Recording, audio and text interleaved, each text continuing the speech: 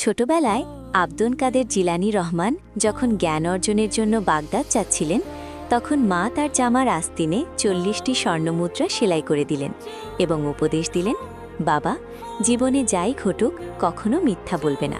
যাত্রাপথে এক নির্জন মরুভূমিতে ডাকাত দল তাদের কাফেলা আক্রমণ করল। ডাকাতরা সবার মালামাল লুটে নিল। একজন ডাকাত বালক আব্দুল কাদেরের কাছে এসে তাচ্ছিল্য করে জিজ্ঞেস করল, তোর কাছে কি কিছু আছে? হ্যাঁ, আমার কাছে 40টি স্বর্ণমুদ্রা আছে। বালক আব্দুল কাদের বিন্দুমাত্র ভয় না পেয়ে শান্ত গলায় উত্তর দিলেন, হ্যাঁ, আমার কাছে 40টি স্বর্ণমুদ্রা আছে।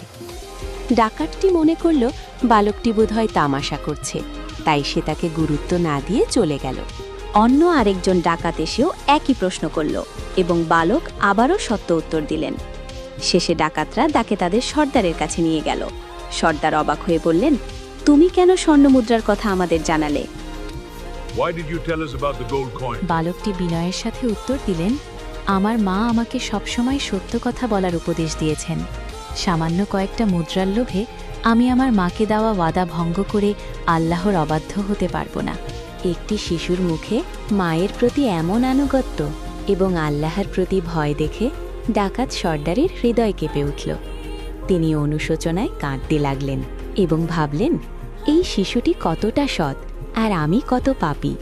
ডাকাত সর্দার তৌবা করলেন এবং সবার মালামাল ফেরত দিয়া দিলেন। সত্যের শক্তিতে একটি ডাকাত দল হেদায়েত পেল। সেই বালকই বড় হয়ে হলেন বিখ্যাত অলি আব্দুল কাদের জিলানী রহমতুল্লাহ।